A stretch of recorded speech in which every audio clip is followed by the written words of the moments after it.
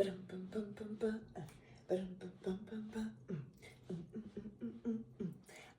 so excited.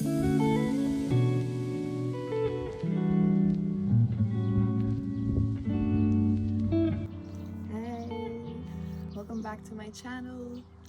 I thought I would share a video about some of the things that I've learned when it comes to nutrition. Before I get into nutrition or what I've learned, I'd like to share why I have this interest in nutrition. And I'd say the main reason for me diving as deep as I have is that I'm healing my reproductive system. So I'm 29 years old, and when I turned 18, I had never had a single period in my life. And up until then, I had friends that would be like concerned and recommend going to the doctor, but I thought it's okay, it'll come. By the time I turned 18, I think 18, 19, I was like, okay, maybe I should actually go check this now, because where's it at? And so I went to the doctors, and I have old videos about this, but I'll just give it a refresh. And they didn't find anything other than my ovaries and my, what's it called? I know the Norwegian word, but what's the English word? Anyways, the female reproductive system seeming a little bit smaller or like underdeveloped. And I took like DNA tests, which were called chromosomes tests. I took hormones, 1 round of hormones. They checked my brain, they scanned my brain, of course, checked my ovaries and everything, and didn't find anything other than this underdeveloped thing. We were going to get into looking into my hormones and doing like a deep research in that way. But by then I had been to a different gynecologist every time, always had to repeat what was happening, and I had a really nasty experience with one male gynecologist. So my faith and interest in going the medical way like got diminished, and then I started just focusing and doing other things and kind of leaving it. But I slowly made my way more and more into nutrition and learning about nutrition. I went vegan, and I went raw vegan for like 3 weeks, then back to plain vegan, and then I've had times of like eating certain things like yogurt for a couple months at some point years ago, eggs at some point more recently, I think 2 years ago by now, maybe a year ago, a year and a half. And yeah, basically now I am fully plant-based, except for occasional honey, but I haven't been having that in a while now either. And I got my period. So when I went raw vegan at that time, I was 22 for 3 weeks, and then I wanted to eat some cooked foods as well, but I brought in much more whole foods, and I would make a smoothie every single day. At the time I wasn't working, so I had the luxury of having all the time and space to make this smoothie for me every day, which contained 1 avocado, 3 to 4 apples, some kale or spinach, sometimes lemon and sometimes ginger, cucumber, sometimes celery. I think that was it. So I made the juice with the veg and fruit from the apples, and then I would blend that up with an avocado and drink that form every morning, and it was so good. It's genuinely one of my favorite things in the whole world. It tastes so good. And I cut out sugar. I think those were the 2 major things that I did. Oh, and I changed my sleep. So I slept, I had this rule where I would go off my laptop from 9 p.m. be in bed by 10 p.m. and hopefully be asleep before 11 p.m. And at the time, my sleep had been really bad prior to that. Like, I was sleeping in the day, awake at night, all of that. And I think those things made a big difference. And I finally had my first, and I started doing emotional healing as well. I think that's an important point actually to mention. I started opening up to feel my feelings and to feel my pain, and diving deep into trauma work and trauma processing. And oh my gosh, that's been such a journey. And so, and practicing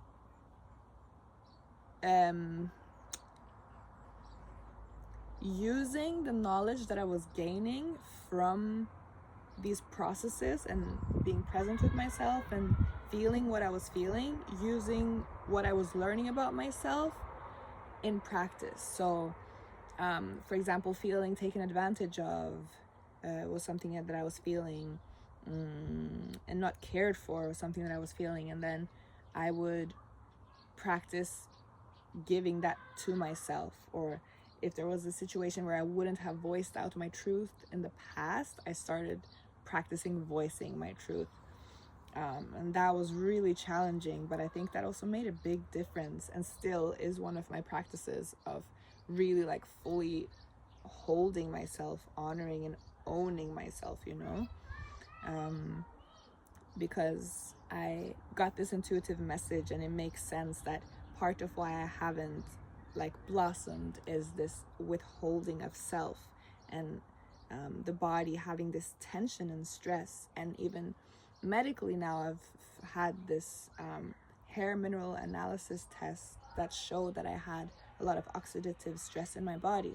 So being able to like relax and create more of a sense of safety within myself, trust within myself, to communicate things that I need to communicate, like fending for myself, you know, and having a good balance between the standing up of self in relationship with others, but not like turning it so that you're completely careless or neglectful of other people or abandoning other people. So having that, because relationships and connection is a big value for me. So of course I don't want to mistreat people. So but I think when you've had the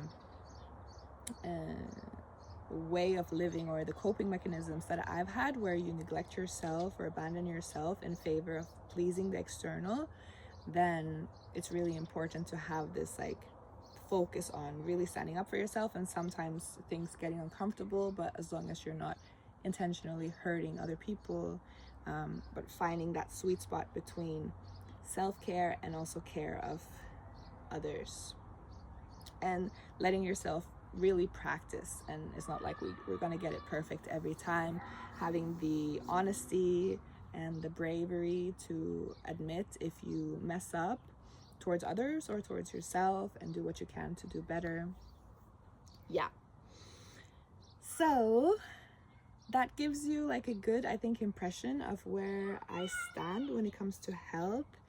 And right now, my favorite way and practice of supporting my body to be fully healthy is with food. And this is my breakfast.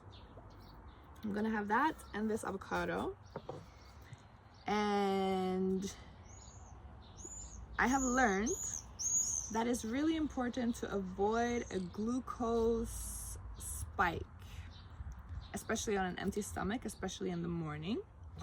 And I shared this in my last video that I've watched this lady called the Glucose Goddess. And I recommend you check her out if you want. Like, she has a way deeper knowledge in that field. Obviously, it's her expertise area. I'm just gonna get my first bite in.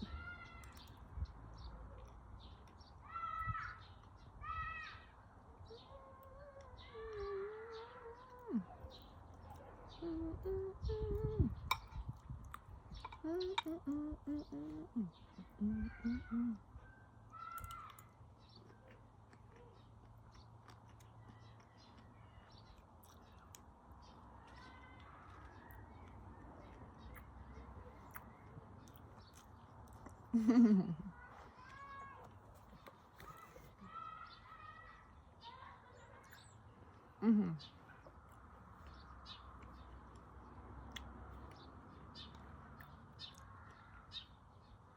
I didn't even tell you what this is. So, my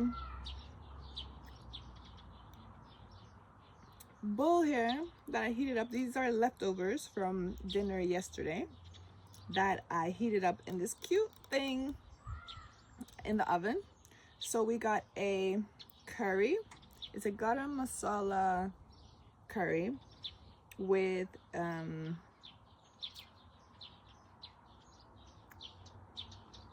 yellow onions, celery, carrot, cauliflower, chickpeas, garlic. I didn't have fresh ginger, so I used ginger powder.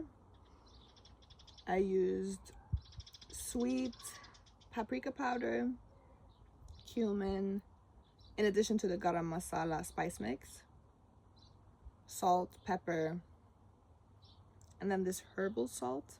I hadn't put enough salt when I made it, so I had to add quite a bit of salt afterwards. Oh, and then I used a little bit of leftover like chopped tomatoes, like in a glass jar, from a glass jar, and coconut milk. And it turned out really good. It's way tastier now because the flavors have been able to work together than it was yesterday.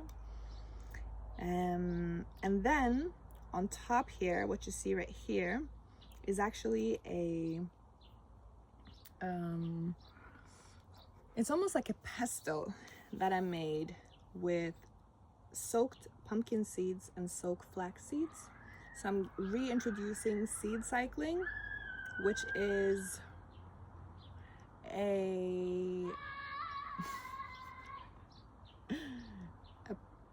it's a process where you're using flax seeds and pumpkin seeds at one part of your cycle, and then sunflower seeds and sesame seeds for the other part of your cycle, as a woman who has her period or is in her age of where it makes sense or is natural for her to be having her period.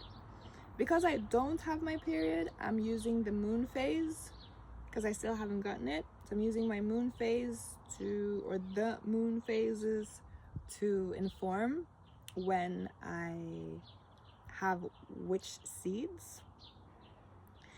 And I'm finding ways to incorporate it into my food to make it easy. And the reason why they're soaked, well, the flax seeds have been grounded, so I use a pestle and mortar to ground because my blenders don't do the job good enough. So I've been using a pestle and mortar, like a stone one, to crunch up the flax seeds, which is a bit time consuming, but it's also a nice thing to do, really. It's relaxing, meditative, and yeah. Definitely practicing spending way less time in front of screens than I have been, which I'm also enjoying. It's nice. It's more energizing. I feel healthier. I'm getting less sick with all the things that I'm doing. Another thing that I'm doing that I think is making a big difference in not getting sick actually is cutting out gluten.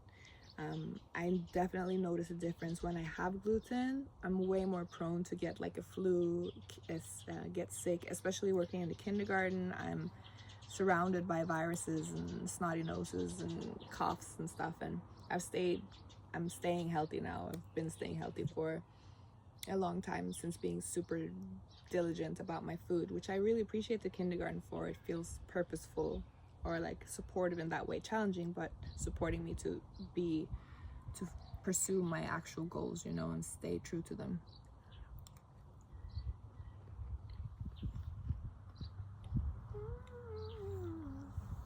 Mm-hmm.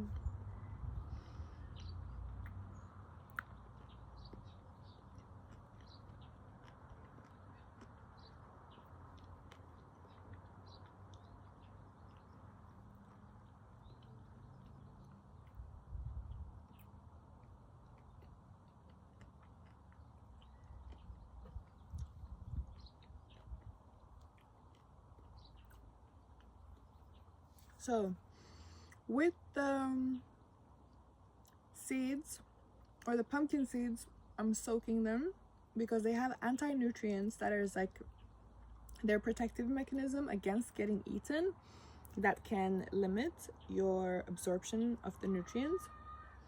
So by soaking them, you remove that, and then you're getting the most nutrients and the most buck for your money as well, especially when you go, like, I think everything here is organic, so I'm very interested in making things as efficient as possible and getting the most out of what I have, and of course also making sure I have as much nourishing foods in my body as possible.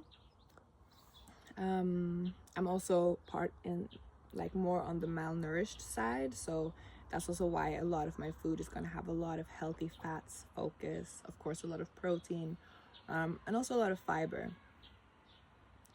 I'm still learning more about fiber though, and what foods to have and all of that stuff. So the reason why I grind up the flaxseed and why you would want to grind them up right before you're going to use them, even though I've pre-made this pesto, I'm just going to call it a pesto. I pre-made it 3 or 4 days ago, and then I've had it in a small glass jar and kept it in the fridge for the end of this cycle. And today I'm going to put sunflower seeds and sesame seeds to soak for the next 2 weeks. Oh, and another point about the following the moon phases is I'm also well, do I need to mention that? Maybe no. Okay.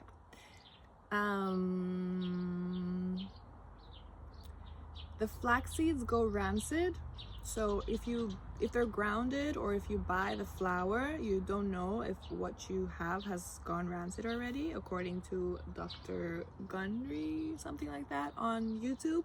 He's really big on educating people about lectins and foods without lectins. You can check him out.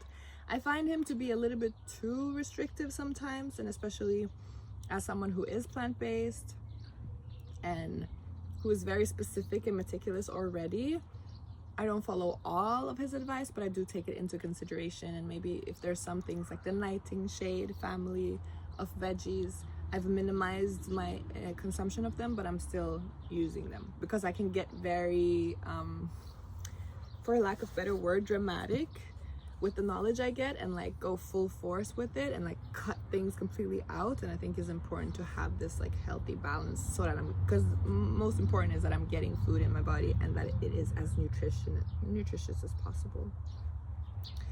And he also says that when you ground up the flax seeds, you're actually able to digest them, that if you eat them whole, you're not able to digest them. So that's the advice I'm following. I don't know if that's really factual or not. And then in that I also have olive oil, garlic, did I put anything else in there? Salt. And I think that might be it. I might have put, actually, I think I put some fresh nettle leaves in there as well. Yeah, I did. So there's nettle in here as well, which is rich in iron. And I mentioned that I did this hair mineral analysis. And during that analysis, I found out that I have, that I need more of the mineral iron in my body. And nettle is super rich in iron, as well as amino acids, which is the building blocks of protein. So super nutritious what we got going on right here. And then I've topped that off. Just over here, I added hemp seeds, also super rich in. It has all the essential amino acids, so it's a complete protein. And then on top of that, a Brazil nut that has also been soaked. And then again, I soak a handful, keep them in the fridge, change the water from time to time, and take one a day for selenium, the mineral selenium. And a fun fact about minerals is that if you're deficient in some minerals, you will actually not be able to make the most of your vitamins if you take vitamins, or it could like be completely kind of pointless because some vitamins are reliant on the presence of certain minerals. So I would really recommend actually the HTMA test, which is the hair mineral test analysis. It's a bit pricey though, but I think it's worth it. You get information about the minerals in your body from the past 6 months, and you can use that information for, I would say, I don't know, for the next year or so.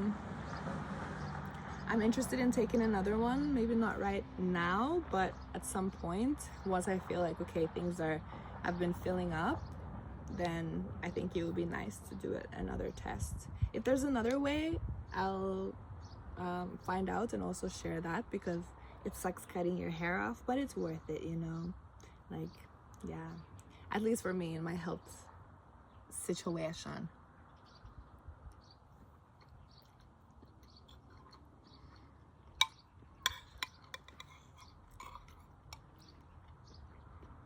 I added a little bit of cayenne to the curry as well. And then lastly, we have millet, which I've been using to completely replace rice and oats. I also use sorghum.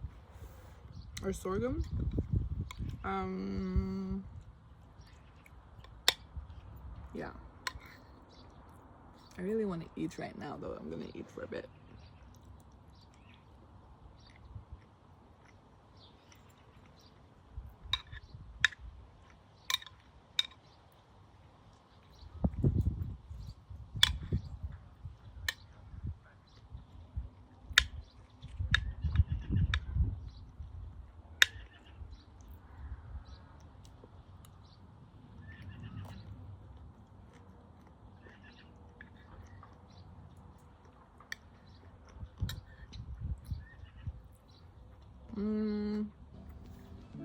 I'm gonna end the video here. If you have any questions or curiosities, interests, things you want to share, feel free to share them in the comment section. Yeah, and I'll see you in the next one.